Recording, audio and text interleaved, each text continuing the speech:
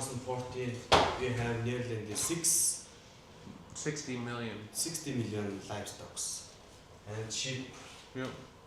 goat, cow, like this, totally 60 million. Our market, Japan is 90 million pet and dog and cats. China is 122 million. And Korea is 10 million. Taiwan is 3.5 million. Одоо Америк руу гаргадаг шүү дээ. Тэрэн шиг тийм хоёр дахь юм ирээд байна гэж бодоод байгаа байхгүй юу?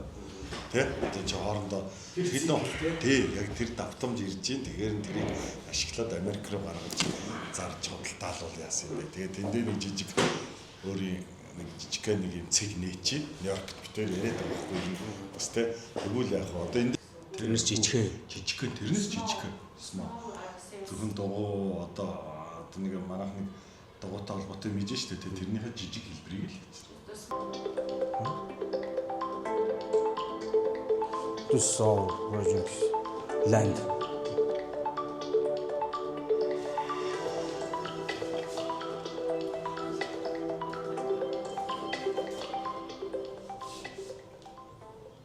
Cost. I think the cost is very fair for this type of thing.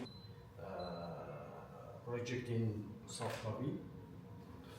This plan pictures.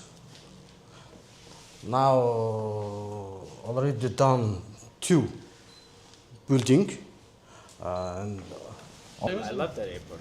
It's so I nice. heard they had like labor strike there recently though. I didn't see any of it when I was there, but I was there at 5 a.m. to 7 a.m. So everything was closed. Yeah. Yeah. Yeah. So just the Korean air staff was there. I love flying Korean. Problem has issued.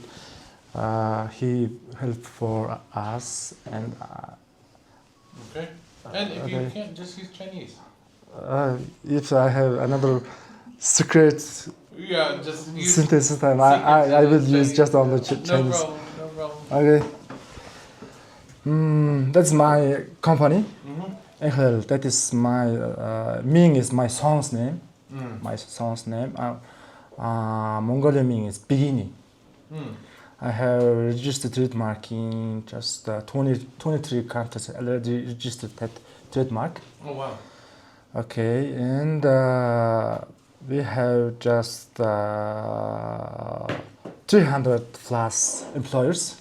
Total employees is 300. Oh great. Yeah, non banking organizations. Oh great. Yeah, we are just doing making. Nice to meet you. Nice to meet you. You can call me Brandon. T. Oh, He's speaking Brandon. English very good. That's fantastic. Yeah. He is translator of us. Did you live in the U.S. or? Yeah, I used to live in New York.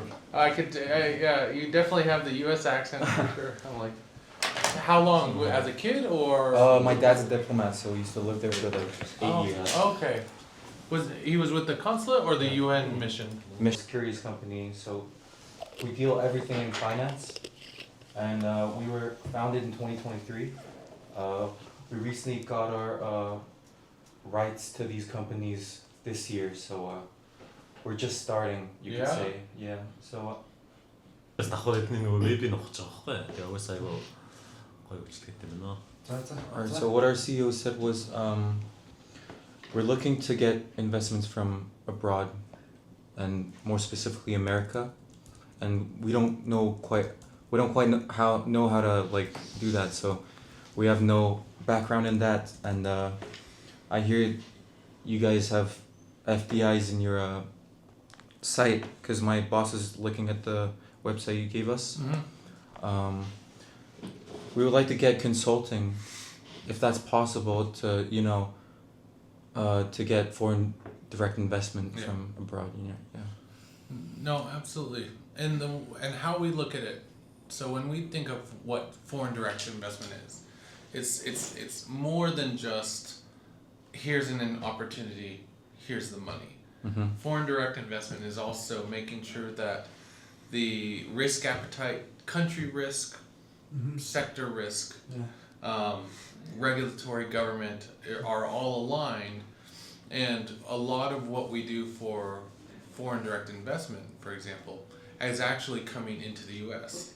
So when we think of foreign direct investment to Mongolia, the way we think of it is we're helping US investors, or we're helping a Mongolian company, for example, meet the right types of people, understand the market, understand how a US investor is going to think about it.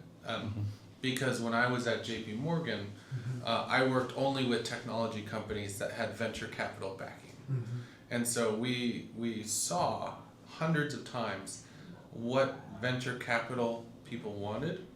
And when we look at how people invest abroad, they actually invest more like venture capitalists than they do traditional investing at smaller scales.